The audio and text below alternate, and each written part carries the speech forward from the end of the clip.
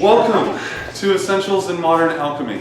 I'm Aubrey Forrest, and online you can find me as the Modern Alchemist. I run a blog that covers alchemy from a contemporary standpoint, as well as a YouTube channel. And my goal is to essentially help people understand that the use of alchemy as a language or as a descriptive is still well enforced today, that our media is saturated with it.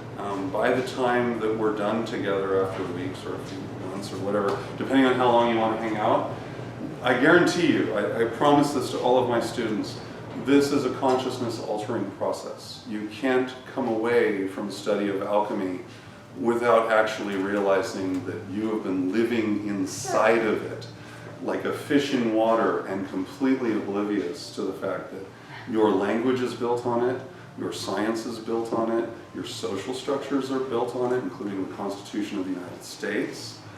All of it is built on this knowledge because it has extensions as a language to describe consistently certain universal operations. The language of alchemy involves a wide variety of fields which are often taught separately because most people aren't possessed with the talent that I have. My capacity, my one awesome gift, is the ability to see patterns between disparate systems. So, and recognize that these systems are interconnected and interrelated.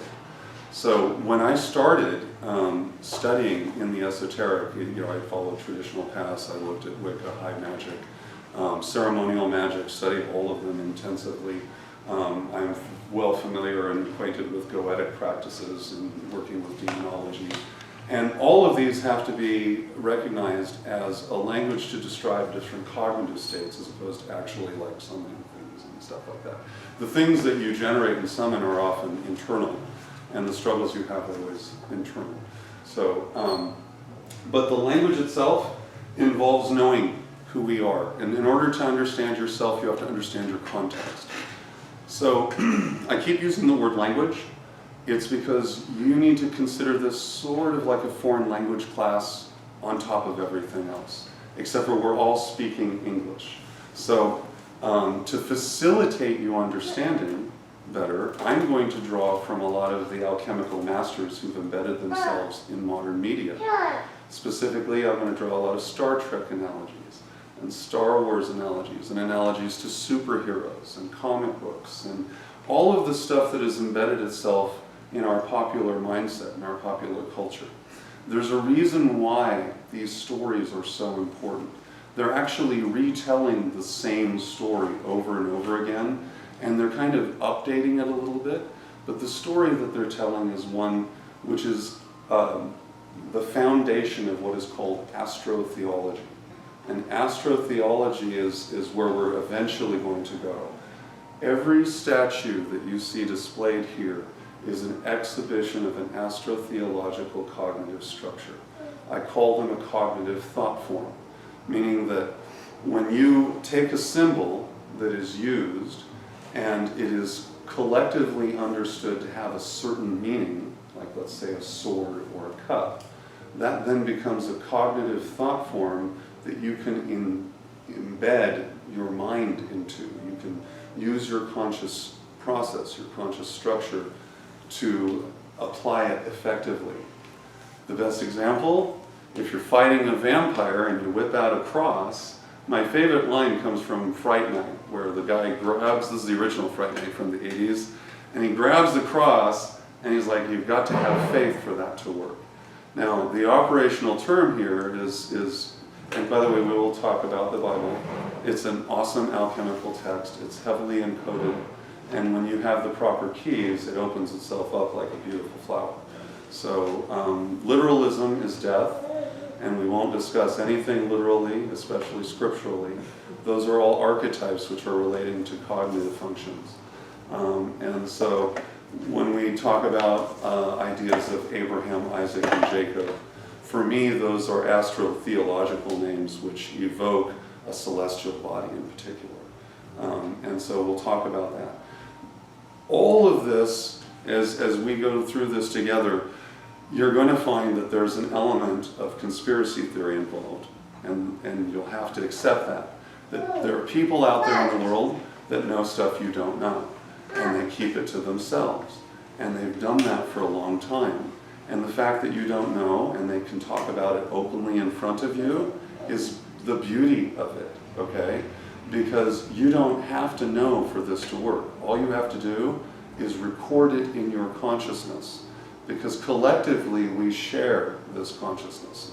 So if I embed certain ideas collectively, even in ignorance in your minds, I can access that as a source of understanding and reservoir, as a conscious thrust, as a way to apply my mind, structured to the world around me. And really that's the whole point, is to study alchemy is to learn to structure your thinking. It's a real discipline. It's like a martial art, but for your brain. And it involves language, it involves wordplay, riddles, it involves heavily into symbology, and it will require you to think.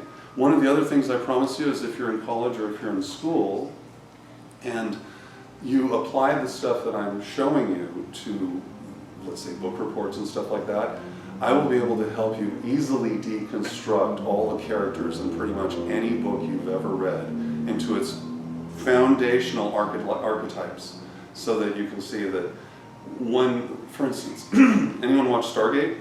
Stargate SG-1? All right, your homework, people. No. Who has Netflix? Anyone have Netflix? Okay, so everybody who has Netflix should put Star Trek into their Netflix queue. Just the original Star Trek and Star Trek The Next Generation. You don't have to worry about the rest of it, it's all soap after that. But the first two were actually handled by Gene Roddenberry, who is a master alchemist and master magician. And we're going to use him right now. We're going to talk about how that works. So, Temet Nosed means know yourself. In order to know yourself, you must know your environment. We do not exist without a context. So, for myself, I exist as a teacher right now, but also as a father, as a brother, as a son, as a person who works. These are all different countenances which I bear.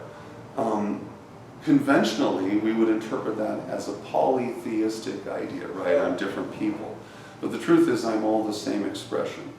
This idea I'm going to keep mentioning later as well, this kind of diffusion, bringing back together. And if this goes kind of quick, don't worry, it's free, and we'll do this a lot, okay? So you'll get your money's worth, I promise you. But be patient with yourself and realize this is like a foreign language course in immersion. So I'm going to keep using certain words which may not hold any particular meaning to you right now, but over time this word, as I keep using it over and over and over again, it'll stick. Trust me. I've worked it with other students, I've worked it on my family. It's one of those things where over time the applied use of language will create a picture in your mind, and that's why I like to use popular culture as a way to bridge that, because instantly I have a way of communicating from one step to another. So this week, for those of you who have Netflix, your assignment is to watch Star Trek The Next Generation, Season 5, Episode 2, Darmok, okay?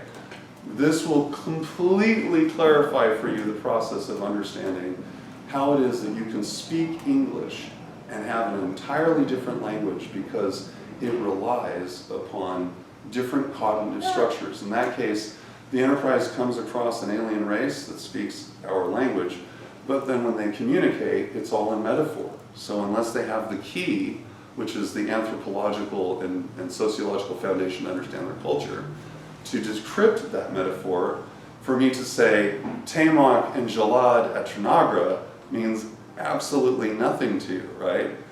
Unless you watch that episode, and then you'll start getting all teary-eyed at the end. I guarantee it. It's a little bit of a tearjerker at the end, because you realize how cool it is. Well, at least give it away. I won't give it away. Anyway, so let's talk a little bit about reality. This is where I get to play Morpheus for a moment. And we're going to talk about something that actually doesn't exist, which is a single point. In philosophic terms, that is a non-existent thing, a single point. It exists without dimension. So it's not one-dimensional or anything, it's just a point in space. This is where we begin in our studies. And as we work our way through, if you study Crawley, for instance, he has a layman, it's a cross, it's on the back of his Thoth deck. And it begins with a singular point, and that is the first emanation. The first emanation is thought. That is the first foundational rule for alchemy, is that all things are mental before they are anything else. And it calls you to ask that question that Morpheus asks Neo, right, in the Matrix. He says, what's real? If real is what you see and hear and feel, then it's just electrical experiences, and you could be a brain in a box somewhere and never know it, right? And there's no way to actually ratify your reality relative to anyone else, right? I can ask you, am I real? And of course he's going to say, yes, of course you're real, because I imagined him to say that, right? That's that existential quandary of am I alive or real, right? For us, we're going to assume we're all real, and that we're all here, and that we're all part of this together, okay? So, right? So don't sweat the reality part. What you want to think about is what then composes our interpretation of reality. So the next step is, what is it that's going on in my brain that we've already determined is a function of thinking? And that is an electrical discharge between two neurons, right? Which communicates information. And as you understand electrons, over time, electrons, from an electric universe standpoint, are a negatively charged particle that can receive more charge. From a positively charged center. So on a solar system level, the sun is positively charged, and all the satellites around it are negatively charged. All right? And in an atomic structure, the center of the atom is protons and neutrons, which provide a positive charge with the protons. Neutrons are neutrally charged. And then there's a probability cloud of electrons floating around them. Okay? When we move out from this first point, it manifests into three concepts. Sorry, let's do this. And I'm bouncing back and forth from chemistry to this just to kind of give you this idea of how this is connected. From these three concepts, we have Mercury, and this is alchemy here, and this is sulfur, and this is salt. Okay? Each one of these represents a different cognitive state.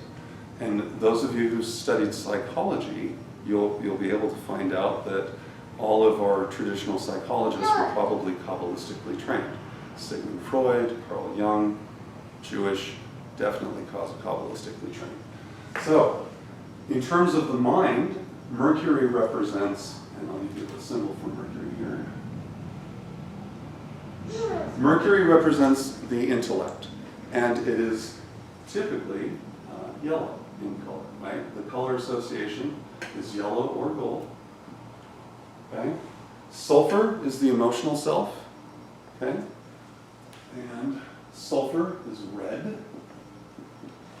And salt represents the aspect of the body. It represents that aspect of the self which is unified two conflicting elements. Sodium and chloride are both extremely volatile, yet somehow or another, when combined together, everything that lives requires them. Because the salt allows for an electrodynamic result that happened in the blood plasma. Without potassium and without essential salts, you die, right? So salt is your preserver. And this is a blue color. In alchemy, this is depicted as blue. So now let's talk about Star Trek and Gene Roddenberry for a second. There are three uniform colors in Star Trek. And then the other uniform colors are hybridizations which would result in a combination of these two. So in the Next Generation, Deanna Troi, who is an empath, wears purple, which is the emotional self tied to the physicality of self, right? So she is now purple in her uniform. And one thing when I want to point out, I have a theater background, and so I pay close attention to Set design, I'm keenly aware, and you should be too, that when you watch a TV show or a movie, that you're not watching the actor. You're watching the actor in context to their environment, which means you should be looking behind them. You should be looking at light fixtures around them. You should be looking at light sourcing and what side of their body is illuminated, because that's going to tell you, it'll clue you in on their conscious state. It'll also clue you in on whether or not they're a good guy or a bad guy relative to the context of the situation. Looking at the color, predominant color that people are wearing, is directly related to Kabbalistic principles and will tie them immediately to an emotional or cognitive state in whatever show you're watching. So, you've all seen the traditional Star Trek with Captain Kirk and McCoy and Bones, right?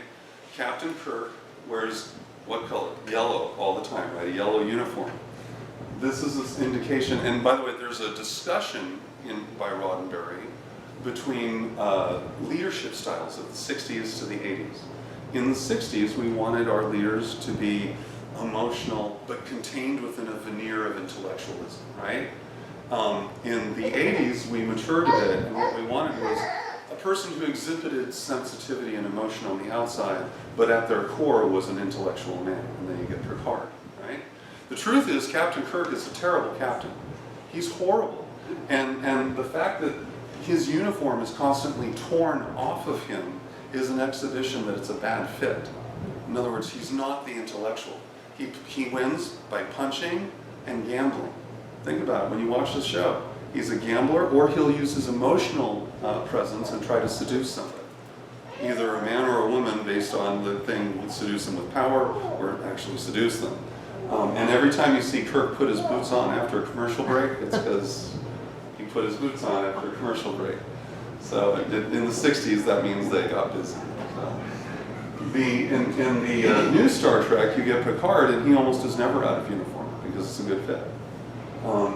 And that's because he presents that emotional thing that's containing an actual intellectual who then passionately drives his ethos. Okay.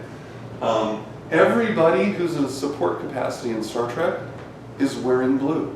That's your science officers and all your medical staff. They all get to wear blue because blue represents stability and preservation, alchemically. So he's actually teaching these principles, and then what he does is he'll break the bridge officers down. And if you notice, the captain then will sit up here, and then he's got like his helm guy and his weapons guy, and we're doing it all over again with the triangle, right? Because the helm guy now would be yellow, right? Because he's navigating, so he's using his mind. Everyone with weapons is fighting with red, right? Because it's volatile. Now that shifts later in the next generation because engineers are viewed not as the guy who goes down and fires up the engine with fire, but uses their brain. So you get a Geordie LaForge now who solves all the engineering problems, not with a, I cannot do it, Captain, but he applies his mind, and he doesn't lie. There's an episode where he and Scotty have to engage with each other, and Scotty's like, double all of your repair times by 2, so you'll look like a miracle worker. And he's like, why would I do that? It's because Scotty is an emotional guy. He wears a red uniform, so he appeals to that. I want to ratify myself emotionally. You can kind of see how alchemy is written into just one singular show. And this repeats over and over again, this idea of dividing the mind here between the emotional and the intellectual is repeated in every cop buddy show, right? Lethal Weapon, Murtaugh and Riggs is a division of 2 Kabbalistic entities, Murtaugh representing the aspect of what you'll later learn is Chokmah, which is this pillar involving mercy and chaos, and then Riggs, who's a black man, and it would be appropriate to do that, under that pillar is the pillar of severity, which is law and regulation. So they'll do it. This is Harold and Kumar. If you ever watch Harold and Kumar, Harold's the intellectual guy who's by the book and keeping it all, and then Kumar's like, screw it, let's go smoke weed and do whatever we want. They repeat this alchemical idea of this blending of personalities over and over again because they're trying to teach us something about ourselves. They're trying to teach us that all of us have this going on at all times, and then we switch out our uniforms depending on where our cognitive state is. But so, are you with me so far? And a red Yellow, blue? Okay. We're going to reference this repeatedly over and over again, this idea of mercury, salt, and sulfur, because it winds up being that core foundation of thinking.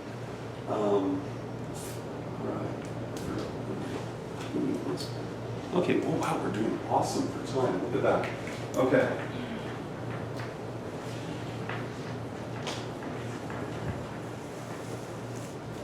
Alright, so I'm going to put this up here real quick. So red, and this is consistent until it's not. Meaning there are, we're going to talk really quick about two words, just a moment ago. These are going to be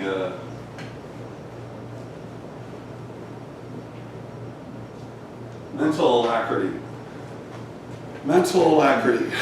This is your number one martial art that you're going to have to develop as an alchemist. It means that you're not rigid.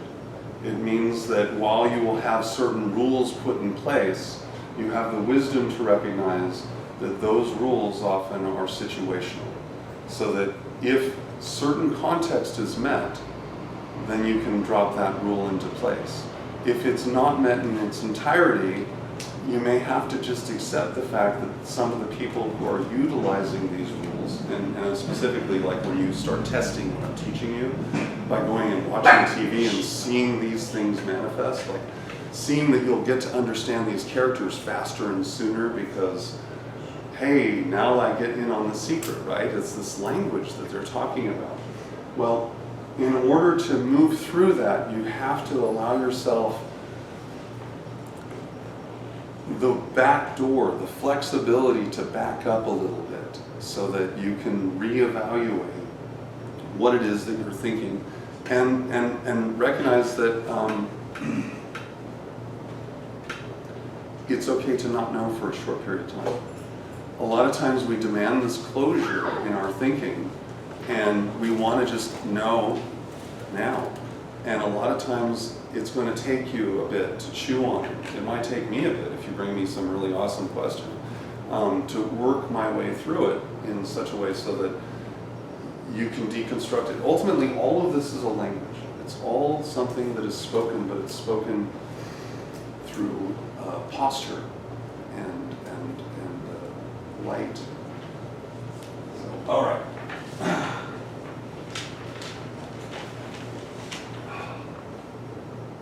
Do you have any questions thus far?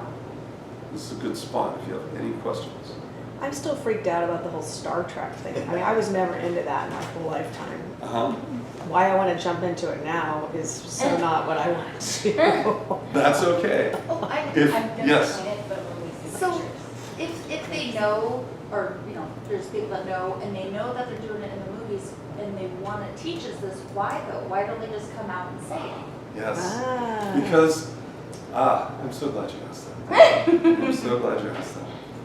We assume, and this is the thing.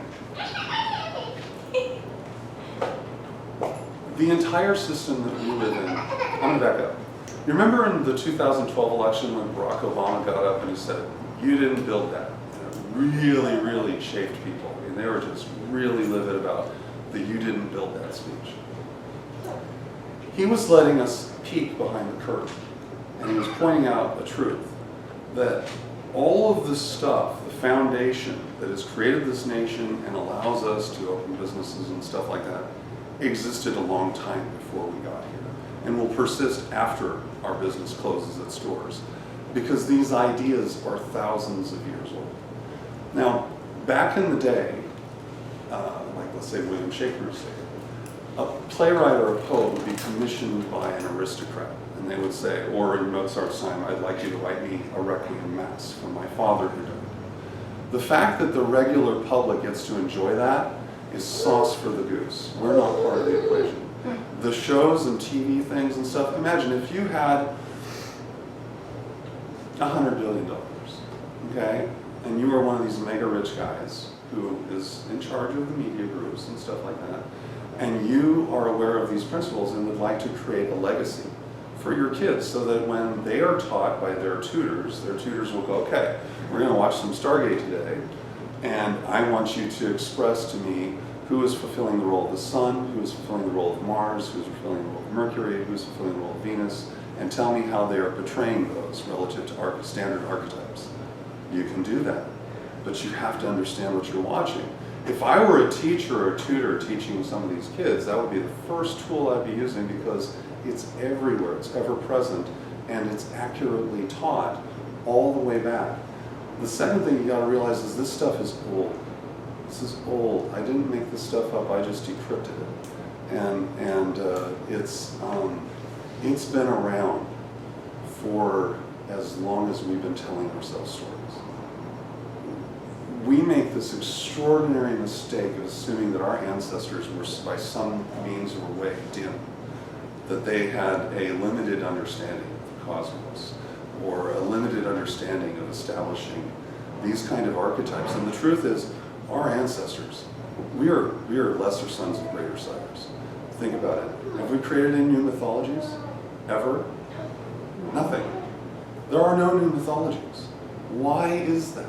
Why is it that we keep telling the same Horus legend over and over again?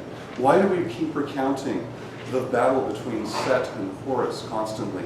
The war waged against the serpent Apep. These are stories, by the way. The serpent Apep is a chaos serpent. You want to know how it looks? Watch Day After Tomorrow with Tom Cruise. Okay? That they describe it as a singular organism that looks like a bunch of multi-headed hydras, right, running around. But when they describe it in the movie, it's one creature. That is a descriptive of the Egyptian chaos serpent Apep. Zillion heads, one creature. And Tom Cruise and the blonde girl fulfill the Osiris-Horus myth legend archetype perfectly. Right down to dying every day, being reborn. That literally is the sun setting and then rising every morning. Being told over and over again. And teaching you this temporary reincarnation state. That's part of alchemy. That knowing that is part of that structure. And they keep the archetypes which are most consistently taught are from the Mediterranean. So these are Egyptian archetypes using the Egyptian pantheon, and these are Greek-Roman archetypes using the Greek-Roman pantheon. There is a reason why, even today, when we could call the planets orbiting our sun any number of things, we continue to refer to them by their deity names, because that's the clue. The clue, yes? Would you consider H.P. Lovecraft's mythos a modern mythology? Because that's had such far-reaching, not as the same way we consider a deistic mythology, but it's affected art and literature and music, everything that we... H.P. Lovecraft is actually retelling some older mythologies. His retelling, for instance, of the Cthulhu myth and the emergence of Cthulhu from the oceans and from the depths, is a descriptive of, which could be a corollary descriptive of Egyptian mythologies relating to the Titans and the Chaos Titans, which we're bringing forth. It's a lot of the stuff that we read that we assume is about the future is more likely a retelling of the past. A lot of the science fiction that we watch today, and we think that's a future telling, is more likely a retelling of past events, framed in terms that we can understand today. And all of that is a component of this. If you have favorite stories that you want to mention, for instance, who's seen the new Hercules movie with Dwayne Johnson, The Rock? You have? Okay. It's a fun movie, it's on Netflix, so if you have Netflix you can watch it. That is an astrotheological play. It's an astrotheological play. I'll give you a couple keys if you decide you want to watch it. Hercules is the sun. And each one of his labors represents a different zodiac that the sun is progressing through. So when Hercules fights the Hydra, and then he brings back a bag and drops it, and there's two heads in it, he's in the zodiac sign of Gemini. When he fights the great boar, the boar is actually just a redepiction of the bull, so he's in Taurus. When he's fighting the lion, he's in Leo. And when he meets the young virgin woman, he's in Virgo. When his friend betrays him, he's moving through Scorpio. Literally, you can walk your way through every single story. King Arthur, same exact thing. Robin Hood, same exact thing. These are all stories where the central figure is the sun, retold in an anthropomorphized fashion, and then each challenge is a movement or progression through a zodiac sign. Astrotheology, yeah. So out of curiosity, then is Hercules considered this like yellow entity because he is the sun and the sun is this big bright yellow ball, or is he all sides? The sun actually is a bright yellow white ball. Okay. Just so that, because I'll play a role later. So yellow is not a quark. Well, yellow is because the element gold is associated with the sun. So, yes, yellow is very important. And the golden fleece. And the golden fleece. These are all instances. The golden fleece, again, that's him. Jason the Argonauts, the golden fleece was a ram, so he initiates it by going into Aries. So it's you'll find that as we communicate together and share these thoughts, and I decrypt these one at a time for you, you're going to realize that a lot of these ideas keep popping up. Rams and goats, and you're going to see this. Okay, so we good? Everyone okay? Yes. All right. So, all right. Red. Red. Very good. That's so awesome. I love my class. You guys are great. Keeping me on track. All right. So up here, red, and that's sulfur. Sulfur is, how far do you look? Let's see. I can't remember how to draw my sulfur from the moment, so we'll just, and then yellow is Mercury. Now, you'll notice that occasionally Captain Kirk wears a green tunic instead of the standard gold one that he always wears, right? The reason for this, and you can gain this by just knowing about comic books, green is associated with willpower. It's the mind and body combined together, right? Red plus blue equals green. And the Green Lantern Corps, if you follow comic books, their source of power is through green and it's willpower. In fact, it's really cool. We're going to talk about comic books as well, and superheroes and Superman and Batman, because those are actually all retellings of classical gods. It's so cool. It really is. In fact, some of the best stuff to read if you want to understand the esoteric is concealed in children's literature. Just absolutely concealed. It's beautiful. It's just there in its purity. Alice in Wonderland. Oh, it's so wonderful. Anyway, okay. So it's all there. Let's see. And then this is salt. All right. Now, moving from this, the next thing we need to talk about, and we're going to discuss, are planets.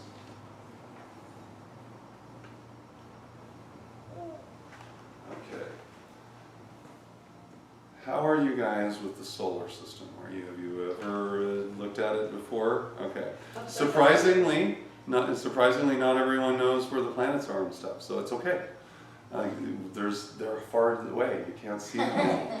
So yes. I'm still upset that Pluto's no longer a planet. It's a small, yeah. That's okay. You can thank Neil deGrasse Tyson for that. All right, the planets, astrologically, we have 7 planets that we concern ourselves with. And this in and of itself is yet another tell of the story. When I share or relate things with you, the one thing that always benefits my students is to ask the next question. Why would it be just 7 planets? And of the 7, the sun is one of them, which means we're only counting 6 planets. So Uranus, Neptune, and Pluto, they're off on their own. When you study astrology, Uranus, Neptune, and Pluto are considered universal forces which are gauged by the annum, meaning it's everyone gets to apply whatever effect they have for the year, as opposed to the planets themselves being tied specifically to you. That's a big thing, because most people don't realize, and this is one of the other things, I will not be teaching you standard model physics in this class. I will not be teaching you quantum mechanics, and I will not refer to black holes or singularities, because I'm not going to tell fairy tales. All of that is theoretical physics, and the thing that people keep forgetting is the word theoretical, meaning never ever seen before in nature. We're guessing at it. Physics is about actually looking at it. And so I believe in empirical evidence with stuff that you can do, and there's a beautiful science out there that handles all of that. Plasma physics and chemistry, they both handle it just nicely. There's no making up anything, it's all right there. It's language that you can use and you can take to the bank. As a part of that, that means that everything that we are, from my perspective, is redefined as energy. We are energetic beings. The truth is that if I had the right kind of goggles on, all of you would be emitting light right now. We generate light all the time. We don't see it because it's in a wave frequency that our eyes can't perceive, but we are glowing in multifold colors all the time. It's because we are beings of energy. We are beings of light. We forget that, but it is the truth. And we are created by things which are made of energy and light, specifically the sun. Everything on this planet is influenced by electromagnetic energy. Nothing would exist without it if it stopped. It's not gravity that's influencing it. And you won't hear me talk specifically about gravity because I understand gravity as a function of a dipole relationship between electrified bodies as opposed to whatever Newton thought it was.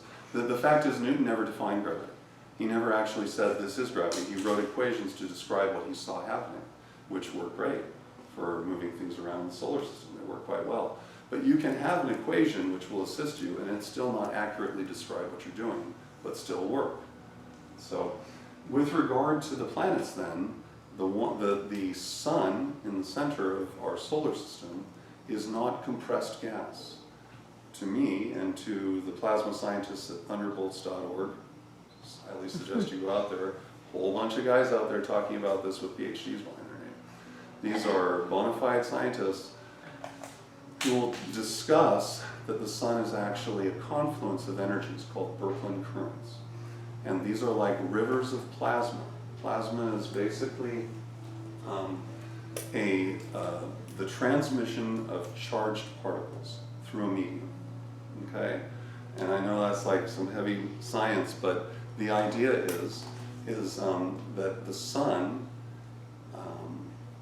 is a confluence of radiant energy, and that the Earth itself is a participant of that in an electrical circuit. So everything is touching everything electrically. And we are bound to this planet electrically. So when we talk about the planets, the reason astrology can actually work is because we're interpreting it as electrical tension between charged bodies, which are of enormous size, right? Moving through a solar system, which is also electrically charged. And all of that has an influence on our consciousness. Ultimately, we're subject to our environment. If the environment changes dramatically, that can dramatically alter your conscious state. All right, so that's a kind of a preface just to let you know that when I look at the solar system, I don't believe in the accretion disk hypothesis, okay? Where the solar system 4 billion years ago was a process of several gases which accreted, and then as a result, somehow magically the accretion process stops. See, that's where when you start analyzing standard model physics, they will get you to a point, but when you're saying gravity is accreting a disk of matter and it keeps going and then suddenly it'll stop for some reason, you know, and then start expelling it, they have to keep writing new rules to explain this when electrically you have all the rules already written. That material's already there and it doesn't need to be reinvented. Nikola Tesla was one of the scientists originally that looked at the universe and realized what? Everything can be described as frequency or vibration. Everything. We are wiggling all about right now. Well, the fact that the floor and everything looks static is an illusion. The truth is that all of it is energetic and all wiggling about. So let's take a look at the planets now. The first planet I'm going to talk about. Nope, nope. Yes? No? All right. The first planet, this is the symbol for the sun. And the sun, its element is gold. And we're going to talk about elements in association with the planets because they too will give us nuances and ideas as to how to understand them. The next planet is Mercury.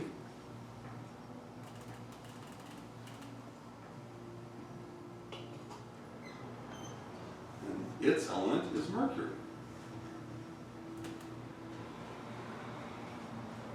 And I'm going to just run this list down for you and then we'll come back around and I'll run through it a second time, okay? The following planet is Venus. And its element is copper. Oh, and I should point out her color is green, Kabbalistically. So if you look at the Tree of Life, you would see that her color is green. And I suppose I can even go one extra step. Is that because of patina? You know, it's really fascinating. I wonder sometimes. I think it's because copper, when it oxidizes, turns green. And so alchemically, they're just looking at it and saying, this is the resultant color. One thing that you need to realize is that when you study alchemy, you can only know one thing at a time of the dualism that exists. So, for instance,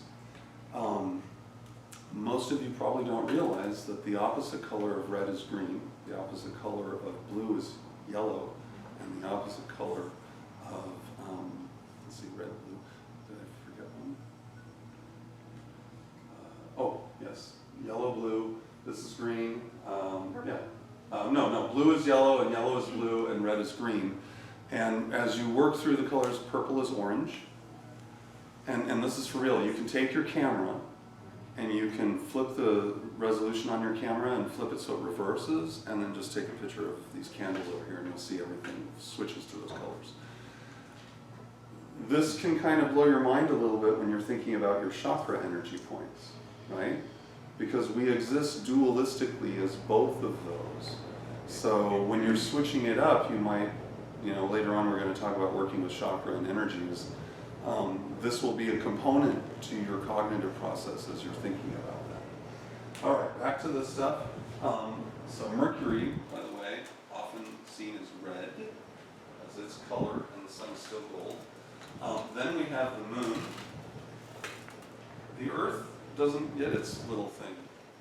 Earth doesn't have a little special whatever, although we can do the Earth, but it's not actually considered astrologically as part of the planets. That's the symbol for the Earth, which also is the symbol for salt, interestingly enough, right? It's the same symbol. So the next one is the moon. So I'm going to put the Earth in parentheses because it doesn't really count. Well, I mean, it counts because we're here. And the moon is silver, is its element. And silver is also the color associated with the moon. Okay. Now I'm going to erase. Is it okay if I erase up here? All right. I'm just going to leave this here and just wrap it back up around. After that, we have Mars. And Mars looks like this. And its association is also red. Okay. Oh, and Mars is iron. Okay. And then after that is Jupiter. Boy, I can't wait to get into the planets more detail with you guys. And Jupiter has this really cool symbol. It looks like a 24 blended together, which that's a trick. That's one of those tricks, the 24, right? In alchemy and in alchemical language, you can also reverse numbers, so it's also 42. So what's the answer to the great question? Huh? 42? So then you have to ask yourself, what did Doug Adams understand about the planet Jupiter, which was the answer to the great question? So it's all in there, okay? So Jupiter, its element is tin, and it's often seen as blue or blue-white, but true blue often is its color. And then we have Saturn. All right, and Saturn looks like a little 5, with a sickle to it.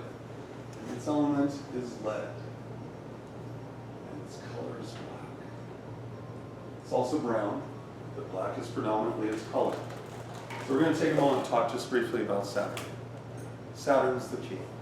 Saturn is ultimately the key. It is the way to, it was my key. It was the one that cracked the nut for me. When I solved this, everything was crystal clear. The lead associated with Saturn is also associated with the alchemical transmutation into gold, right? So the question then is, what is the lead that is transmuted into gold? What is that change that is rendered? The way to recognize it, just briefly, I'm going to leave you with, this is your little nugget to kind of take with you, because ultimately, this is pretty much my promise.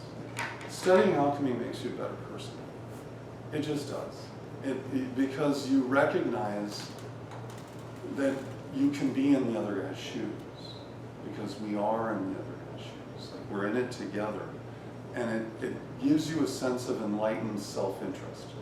Because ultimately, when you learn as an alchemist, to set your ego aside, to remove yourself from the equation that's in front of you, you can see it objectively and with greater clarity. And that realization comes from the word lead in association with Saturn and the alchemical process. To understand it, you go through your chakra points, and here we go. So here are your chakras, right? And right here, this one, the green one, the heart chakra, as it is right now, its element is lead. The solar plexus, right below it,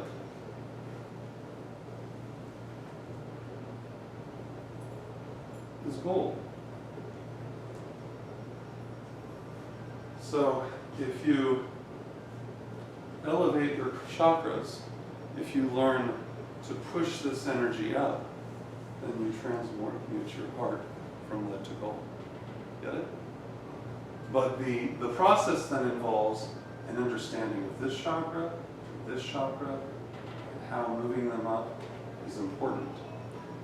And this idea of moving 3 up this way, popping it up, because y'all know Superman, right? What color is kryptonite? Green. Green, right? It's the one thing he can't tolerate. Superman is an exhibition in a failed alchemist. He's a failed alchemist because he's unable to attenuate his 2 heritages. He comes from one world and is living on another. And the sunlight on this world is what attenuates him to his strength. But when he's exposed to his heritage, he's sapped of it, right? He can't do it anymore. It's because Superman failed to recognize that the true blending of what he needed to do, based on his heritage, because his homeworld sun was red, right, was to find the blending in the orange. Right? If he pushes himself up and makes his heart orange, then he'd be able to tolerate the kryptonite, because he's balanced out his heritage with his current circumstance. Superman is a discussion of alchemy. And in fact, his uniform, his clothes, is an alchemical presentation of those colors. Which colors are they? Blue, red, and yellow. Ta-da! Yes, because, and by understanding where the colors are relative to his body, gives you an exhibition of his mental state. The one thing that we always wonder is, why does Superman wear his underwear on the outside? Right? Because he's not wearing his underwear on the outside. He's dressed up like a 1920s big guy from the carnivals. Okay? So that means he has blue skin. Remember when I talked about earlier about costuming and context and the actor relative to stuff? The thing that's closest to the actor that gives them the greatest context is the clothing that they're clad in, what they're wearing, and it gives you a tell. So in Superman's case, he's clad entirely in blue, which pegs him as a savior type, right? But if you understand the color blue relative to alchemical history, you know that that savior can also be a destroyer, which is why Batman is always suspicious of Superman, and why he's always waiting for Superman to flip the switch and go bad, because he will. Superman's the most frightening character in anything. He absolutely, when you think about him, you should be scared spitless of him. That new Batman versus Superman movie, they pegged it. You should be frightened. Nothing can stop him. He's a god, of course.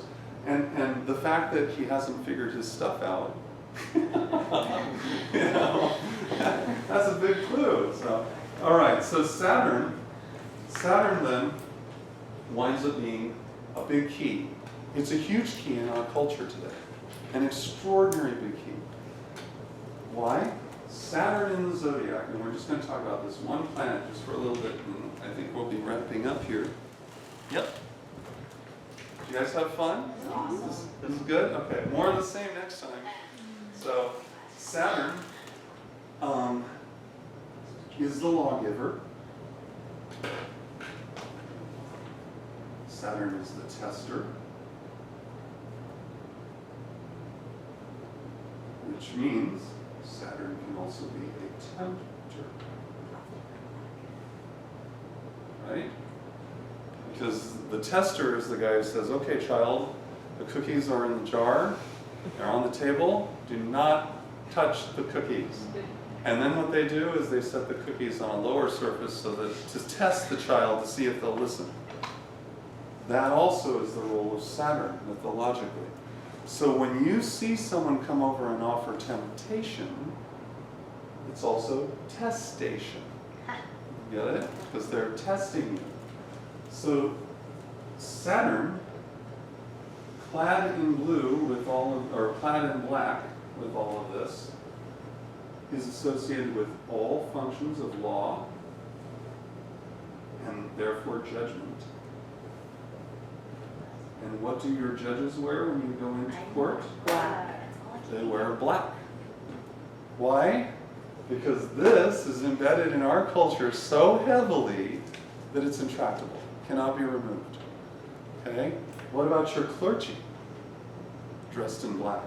And here's one of my favorites, right? The black with the little white thing right here. Okay? Now, placement of white here, and this is just briefly, okay? There are 3 pillars. This one will be tied to white, typically. And this one to black. This is tied to mercy. This is severity. Okay? So rules and mercy. So the priest who comes to you is literally a wolf in sheep's clothing. He's preaching in behalf of a merciful God, clad in white. Okay? But his entire attire says in order to get contact with that God, you must obey all of these rules or you burn forever. So, because I love you. Anyway. So there's your priest class, right? So it's all black but with the white. So they speak for the Lord, and the idea of Lord is Adonai Elohim, which is the Lord God in Hebrew. Will you spell that? AdoniElohim. Adonai Elohim. And Elohim is a really cool word we'll talk about later. This is a masculine word with a feminine pluralization. So it's gives you a neat image in your head, right? Dualistic deity again, right? Male and female, the Lord God. So they are speaking in behalf of the Lord, but actually they're fulfilling the function of a different entity, Saturn. Okay? One thing that you will eventually come across as you study all this, there are words like Lucifer and Satan. Do not be afraid of these words. I have written a blog post about them to describe how they're used alchemically relative to the Kabbalah and the Tree of Life. So you're welcome to take a look at that.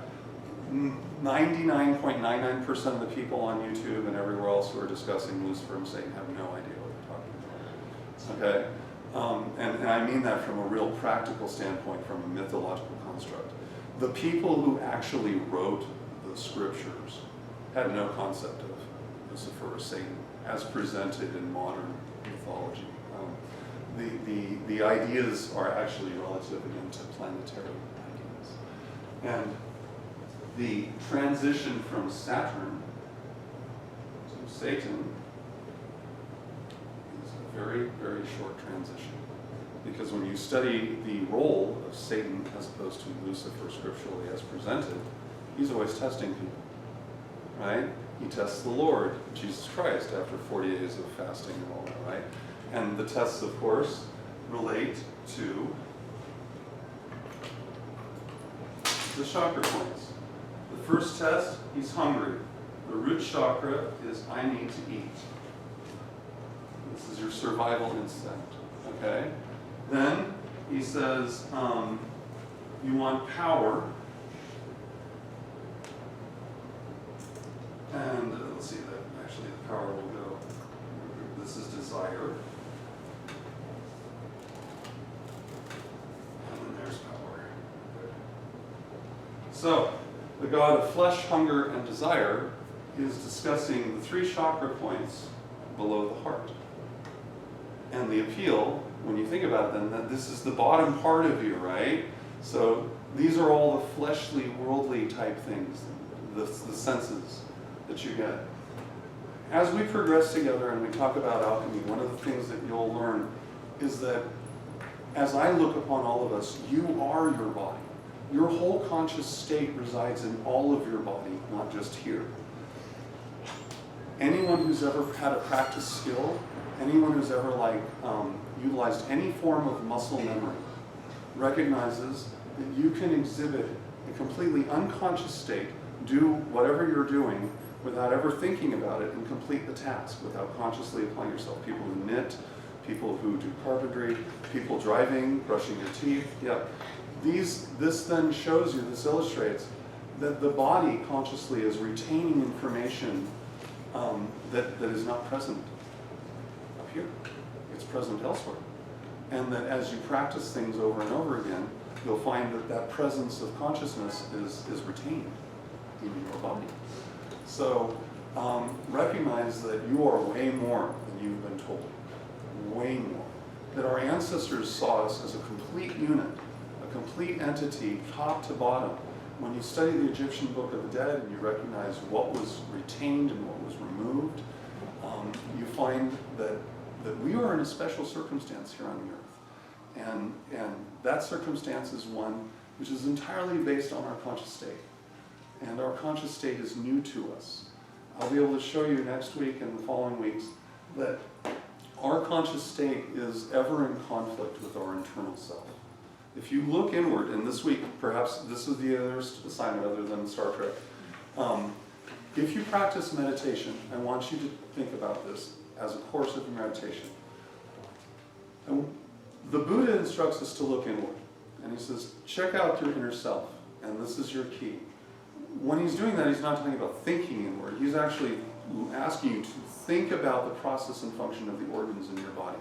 Think about the fact that all of it's working without any approval on your part, right? And that you're completely sustained in this absolute symphony of harmony. And yet your brain is in complete contest with itself all the time. Thoughts come and go, and the generative aspect of your thinking is nebulous at best, right? You really don't have control of where your thinking comes from. I dare you to try remembering something on the tip of your tongue. How much free will do you have there, right? So think about that as you're meditating and speculate on why it is that this and the chaos in my thinking is exactly the same as the chaos I see going on outside every day, where things just grow unrestrained and there seems to be no particular order and everything is eat, eat, eat, and fight, fight, fight. And we're food, like everything on the planet wants to eat us. So think about that, and then think about the smooth operation of your body and the fact that your organs, your kidneys, your liver, your pancreas, everything stays exactly where it's supposed to and operates in absolute flawless operation, generally, right? Unless we eat poorly or something. That process of perfected state on the inside is yet another clue that something is broken on the outside.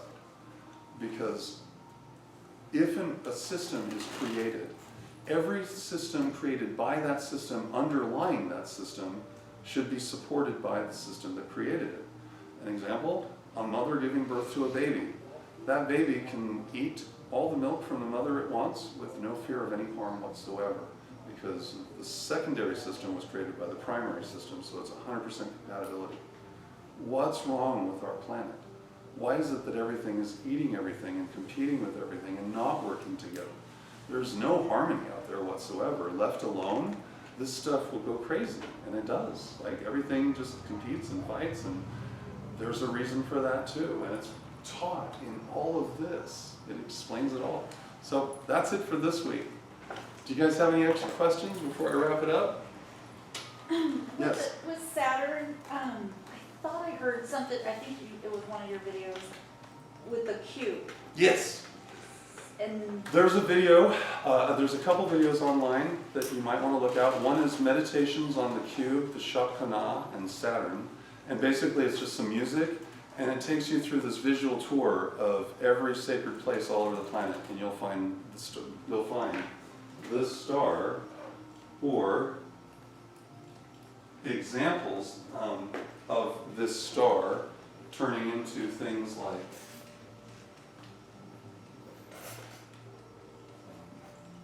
a cube, this, anyway, a cube. This actually has 6 sides. I don't have time, I've got to wrap it up, but we'll cover that. In fact, if you would like, we could start next week with that. Would that be good? Just start right off with the Saturn and move forward with that? for sure.